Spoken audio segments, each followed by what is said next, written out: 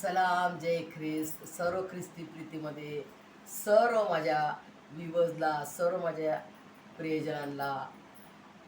प्रियजनांनो, पुष्कळ दिवसापासून थोडंसं जरा माझी तब्येत जरा खराब होती. त्याच्यामुळं मला मला यूट्यूब घेता नाही आला, सुसमाचार मला नाही घेता आला, म्हणून तुम्हाला क्षमा मागते प्रियजनांनो.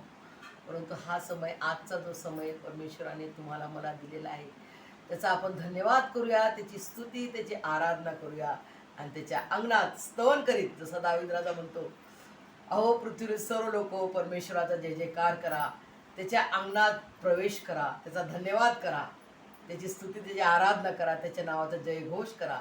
हा समय त्यांनी दिलेला आहे तुम्हाला आणि मला, आणि तो समय त्याची स्तुती करण्याचा आहे प्रियजनांनो, त्याची आराधना करण्याचा आहे. पुष्कळ लोकला आपण जर विचारलं तर आपले शेजारी पाजारी आपल्याला काय म्हणतील, जगात आपल्याला लोकांनी, जगात आपण आलो तर देवाने आपल्याला खायसाठी पाठवलं. कोणी कोणी म्हणतात खायसाठी पाठवलेलं आहे, हे सर्व जगात सामान हे खायसाठी पाठवलेलं आहे. कोणी म्हणतात आमची मौज मजा उडवायला पाठवलेलं आहे, आमच्या मनाने आम्ही जगू तसं जगू असं म्हणतात. परंतु ॲक्च्युअली खऱ्या रीतीनं परमेश्वराने मला आणि तुम्हाला बनवलं त्याची स्तुती, त्याची आराधना, त्याचा गौरव, त्याचा महिमा करण्यासाठी पाठवलेले प्रियजनांनो.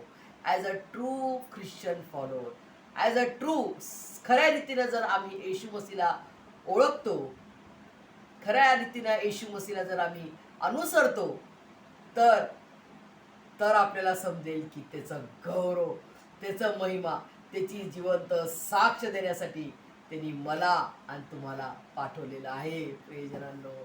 कारण त्यांनी आपल्याला त्याचं लेकरू बनवलेलं आहे आणि आपल्याला हा माझा स्वर्गीय पिता आहे हे आपल्याला सर्वांना सांगायचं आहे. केवळ तो माझा नाही, तर तो सर्वांचा परमेश्वर आहे. हो प्रियजनांनो, आता हा समय दिलेला आहे परमेश्वराने. सुंदरसं वचनाकडे आपण वळूया. योहानकृत सुवर्तमान याचा 3रा अध्याय आणि 3 ते 3रा अध्याय, 3ऱ्या अध्यायातला 1 to 21. सुंदरसं वचन आहे. संभाषण कोणासोबत होत आहे? निकदेमस जो होता, निकदेम एका खूप ज्ञानी व्यक्ती, आणि तो इस्रायलांचा एक, यहुद्यांचा एक अधिकारी होता. तो यहुद्यांचा एक अधिकारी होता. अधिकारी बघा प्रियजन, अधिकार होता त्याला. अधिकार म्हणजे काय? अधिकार ज्याला आहे तो अधिकारी, हेड ऑफ द डिपार्टमेंट. जसं सर्वजण जगामध्ये हेड असतात, त्याचं सगळं लिहिलं असतं, head of the department, head of this department. मग म्युन्सिपालिटी, बृहन्मुंबईचे अधिकारी आहे ना, बृहन्मुंबई अधिकारी, हा कार्यालय अधिकारी, असं लिहिलेलं असते ना प्रियजन. तसा हा जो निकदेम होता तो यहुद्यांचा अधिकारी होता. यहुदी म्हणजे कोण? इस्रायली है ना. इस्रायल म्हणजे याकोबाचा मुलगा जो आहे यहुदा. यहुद्यांचा तो अधिकारी होता निकदेम. आणि त्यांनी काय केलं? त्यांनी येशू मसीहचे सर्व कार्य पाहिले, येशू मसीहचं सर्व चमत्कार तो पाहायचा आणि ऐकायचा, पाहायचा आणि ऐकायचा. मग त्याला येशू मसीहचा खूप सन्मान होता आणि तो थोडासा जरा घाबरत होता लोकांच्या पुढे बोलण्यासाठी. म्हणून तो एकदम रात्री आपण कोणाकडे जातो तर छोटी गोष्ट असते का, ती खूप काही मोठं असेल काही, तरच आपण रात्री जाऊन त्या व्यक्तीला आपण डिस्टर्ब करणार आहे ना प्रियजनांनो. तर हा जो व्यक्ती आहे निकदेम, तो एकदम रात्रीच्या वेळेस, तो रात्रीचा येशूकडे येऊन त्याला म्हणाला, गुरुजी, आपण देवापासून आलेले शिक्षक आहात हे आम्हाला ठाऊक आहे, कारण जे काही चिन्ह तुम्ही करता ते देवाबरोबर असल्या वाचून कोणालाही तशी करता येत नाही. बघा, त्यांनी कबुली दिली है ना, देवाची महिमा केली त्यांनी आणि कबुली दिली की तुमच्यासारखं कोणी दुसरं करू शकत नाही. तुम्ही देवाकडून आलेले आहात, तुम्ही देवाचे शिक्षक आहात. हे मी कबूल करतो, आणि तुम्ही जे करता ते दुसरं कोणी नाही करू शकत. देव तुमच्या बरोबर आहे म्हणून तुम्ही करत आहात, हे त्यांनी कबूल केलं बघा. आणि त्याच्यानंतर येशू त्याला म्हणाला, मी तुम्हाला खचित सांगतो, नव्याने जन्मल्या वाचून कोणालाही देवाचे राज्य पाहता येत नाही. बघा, जेव्हा संवाद स्टार्ट झाला, पहिल्यांदा निकोदेमनं स्तुती केली, तिची आराधना केली ना, प्रभू येशू मसीहची स्तुती केली की तू असं करतो, तू तू तू संदेष्टा म्हणून आला, परंतु तू तू जे करतो ते देवाबरोबर तू आहेस, देव तुझ्या बरोबर आहे म्हणून ते हे चिन्ह करतो. दुसरे दुसरे लोक जे अशी चिन्ह नाही करू शकत. किती संदेश आले त्यांनी नाही केले, परंतु जे तू करतो देव तुझ्या बरोबर आहे म्हणून तू करतो, आणि तू देवाचा शिक्षक आहे हे मी कबूल करतो म्हणे. आणि बघा, प्रभू येशू मसीहनं त्याला सुंदरसं वाक्य सांगितलं. कोणतं? नव्याने. बघा, जुना करार होता, त्या करारामध्ये वलांडण सण होतं. वलांडण सणचा अर्थ काय? की त्यांच्या डोरवर, दरवाज्यावर असं कोकरूचा रक्त लावून ठेवायचं. म्हणजे हे इस्राईल लोक आहेत ना, कारण ते मिस्री लोक मिस्र देशात राहत होते ना सोबत. तर परमेश्वराला दाखवायचं होतं की या घराचा मला नाश नाही करायचा आहे, या घराचा मला नाश नाही करायचा. म्हणून खून काय करणार? तर खून ही होती की कोकराचा रक्त त्या कपाळपट्टीवर लावायचा, म्हणजे तो जो दूत आहे त्या घराचा नाश करणार नाही, तर त्या घराला ओलाळून दुसऱ्या घरात जाईल. प्रियजनांनो, हा आहे जुना करार. ओलांडण सण आणि कोकराचे रक्त दाराच्या कपाळपट्टीवर लावणे, तर तो देवदूत त्याला ओंडाळून जाणार, पुढे जाणार, त्या घराचा नाश नाही करणार. का? तर हा कोकरू, त्या कोकरूचा रक्त आहे, म्हणजे हा इस्राईल, हा देवाचा लेकरू आहे, हे देवाचं घर आहे, हे देवाचे लेकर आहेत, याला तो टच नाही करणार प्रियजनांनो. आणि तो उन्हाळून दुसऱ्या घरात जाईल. आणि आपल्याला आज तुम्हाला मला कोणता नवीन करार दिला परमेश्वराने? स्वर्गीय पित्याने कोणता नवीन करार दिलेला आहे? बघा, सुंदरसं प्रभू येशू मसीह सुंदरसं समजवत आहे निकोदेमसला की पाण्याने है ना, नवे जन्म कसं होणार? तो म्हणतो, जर मी आता प्रभू येशू मसीह त्याला समजवता की कोणालाही नव्याने जन्मल्या वाचून कोणालाही देवाचे राज्य पाहता येत नाही. नव्याने जन्मले, नवीन रीतीने जन्मल्या वाचून कोणालाही देवाचे राज्य पाहता येत नाही. देवाचे राज्य पाहायचे आपल्याला, तर आपल्याला नव्याने जन्म घ्यावा लागेल. तो निकोदेम म्हणतो की मग मी आता एवढा म्हातारा आहे, आता माझी माय म्हातारी आहे, तिच्या पोटात पुन्हा मला तिच्या गर्भाशयात जायला लागेल. कसं ते शक्य होणार? कसं शक्य होणार? म्हातारा झालेला मनुष्य कसा जन्म घेऊ शकेल?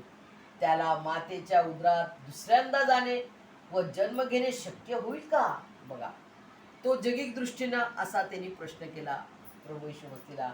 तर प्रभू येशू मसीह म्हणतात, क्लिअर सांगतात, मी तुम्हाला खचित सांगतो. खचितचा अर्थ काय? खरं, एकदम खरं सांगतो की पाण्यापासून प्रथम पाणी व आत्म्यापासून जन्मल्या वाचून कोणीही देवाच्या राज्यात प्रवेश करू शकत नाही. प्रियजनांनो, सुंदरसं हेडिंग आहे. हार केलेला प्रभू येशू मसीहच्या द्वारे स्वर्गीय पिता परमेश्वर यहोवाने केलेला हा महान असा करार आहे की पाण्याने व आत्म्याने जन्मल्या वाचून कोणालाही स्वर्गाचे राज्य पाहू शकत नाही. हा आहे नवीन करार. नवीन करार म्हणजे हा नवीन जन्म. पाण्याने आपला बाप्तिस्मा होतो, भले तो डुबून असो पूर्णपणे किंवा शिंपडून असो. थोडंसं पाणी जरी स्प्रिंकल केलं तरी ते पाण्यानं शुद्ध होणार है ना. पवित्र आत्मा, आता पाण्याने झाला बाप्तिस्मा, पवित्र आत्म्याचं मुद्रांकन, आणि ते प्रेषितांना त्यांनी दिलेला अधिकार आहे की तुम्ही शिक्का मारा, पवित्र आत्म्याचं मुद्रांकन करा. पवित्र आत्म्याचं मुद्रांकन जेव्हा होते तुमच्या आणि माझ्या कपाळावर शिक्का मारण्यात येतो असा की मी आणि तुम्ही येशूचे लेकर आहोत आणि हा करार आहे, नवीन करार आहे हा. आणि जेव्हा आपण त्याचं पवित्र शरीर आणि रक्त ग्रहण करतो, प्रभू येशू मसीहचं पवित्र पवित्र शरीर आणि त्याचं पवित्र पवित्र रक्त जे त्यांनी माझ्यासाठी आणि आपल्या सर्वांसाठी वाहिले त्या क्रूस खांबावर 2000 वर्षापूर्वी, ते महान असं पवित्र पवित्र एकदाच झालेलं बलिदान, परंतु ते सदा सर्व काळ टिकणारं असं पवित्र पवित्र बलिदान आहे प्रियजनांनो.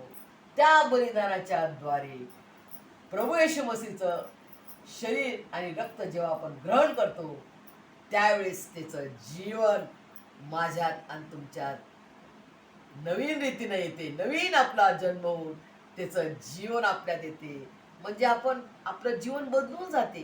तो जो जुना आदाम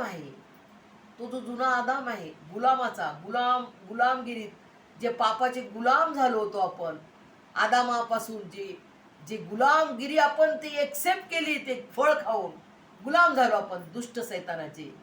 तो जुनाट अजगर साप जो दियाबल होता, जो देवाचा आद्य दूत होता, त्यांनी घमेंड केला आणि मी देवासारखा होतो म्हणे, मी देवापेक्षा उंच स्थानावर बसतो, आणि तसाच तो खाली पडला.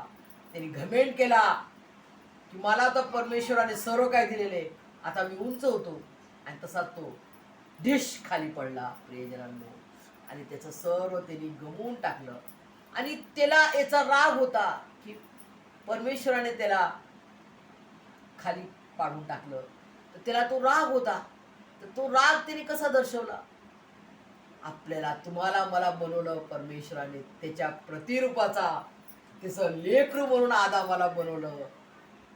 नोकर दास हे म्हणून नाही बनवलं परमेश्वराने. कुत्रा मांजरचं आपल्याला स्वरूप नाही दिलं, तर त्याच्या प्रतिरूपाचा त्याने आपल्याला बनवलं. बघा परमेश्वर किती तुम्हाला मला सन्मान देतो. त्याच्या प्रतिरूपाचा त्याने बनवलं आपल्याला, आणि त्याचं जीवन, त्याच्या जीवनाचा श्वास त्यांनी माझ्यात आणि तुमच्यात फुंकला, आणि तेव्हा आपण जीवधारी झालो प्रियजनांनो. आणि त्याच्या नावाचा श्वास म्हणजे काय? येशू नावाचा श्वास मी आणि तुम्ही घेत आहोत प्रियजनांनो. येशू, बघा बरोबर, ब्रेथ घेऊन बघा, एक एक ब्रेथ घेऊन बघा, तुम्ही एक एक श्वास घेऊन बघा कसा आपण घेतो. येशू हे त्याच्या नावाचा श्वास आहे, त्याचा डीएनए त्याने आपल्यात फुंकलेला आहे प्रियजनांनो. तुम्ही किती पळणार येशू मसीह पासून दूर? नाही पळू शकत. तो तुम्हाला सोडणार नाही, तो तुम्हाला टाकणार नाही, तो तुमचा नाश पाहू शकत नाही प्रियजनांनो. माझा आणि तुमचा नाश होऊ नये म्हणून त्याने स्वतःला कुर्बान करून टाकले प्रियजनांनो. त्याची कुर्बानी अशीच नाही झालेली आहे, त्याचं पवित्र पवित्र बलिदान असंच नाही झालेलं आहे. हलक्यात नका घेऊ, ती फार मोठी कुर्बानी प्रियजनांनो, फार मोठं बलिदान. एवढा मोठा तो देवाधिदेव, एवढा मोठा तो सुपर पॉवर असताना तो लीन झाला माझ्यासाठी आणि तुमच्यासाठी प्रियजनांनो. त्याच्या शरीरातला एकही रक्ताचा थेंब, एक रक्ताचा थेंब, एक शेवटचा रक्ताचा थेंब सुद्धा त्यांनी घळघळ वाहून टाकला प्रियजनांनो. ते दुःखदायी, ते अपमानास्पद मरण त्याने सहन केलं. कोणासाठी? माझ्यासाठी. माझा उद्धार, माझं तारण व्हावं, तुमचं उद्धार आणि तारण व्हावं, यासाठी त्यांनी एवढं मोठं बलिदान केलं प्रियजनांनो. कोणी विचार करू शकते एवढी प्रीती त्यांनी करून दाखवली प्रियजनांनो. का तुम्ही आणि मी आज त्याच्या विश्वासाला समजत आहात का? तिची प्रीतीला आपण समजतो का? तो किती आपल्यावर प्रीती करतो, तो किती आपल्याला मदत करतो, तो आपल्याला किती नाशापासून वाचवतो. फक्त त्याची आज्ञा काय? बस प्रीतीने राहा, एकमेकांचं सहन करा, एकमेकांचे ओझे व्हा, एकमेकांना समजून घ्या, प्रीतीने राहा. एकमेकांना क्षमा करा. ती अशी बोलली, ती एक शब्द बोलली का, एक शिवी दिली का, मी तिला 10 शिवी देईल. तिला मी 10 शिव्या देणार, तेव्हा माझा जीव थंड होईल. ती मला भांडणं केले का, तिला 2 वर्ष मी बोलणार नाही, 2 वर्ष आबोला धरणार. मग तुम्ही कसं प्रभुभोजन खाणार? प्रभुभोजन खायचं तर पहिल्यांदा आपल्याला सर्वांची क्षमा करायला लागेल, तेव्हा परमेश्वर तुमची आणि माझी क्षमा करणार. प्रियजनांनो,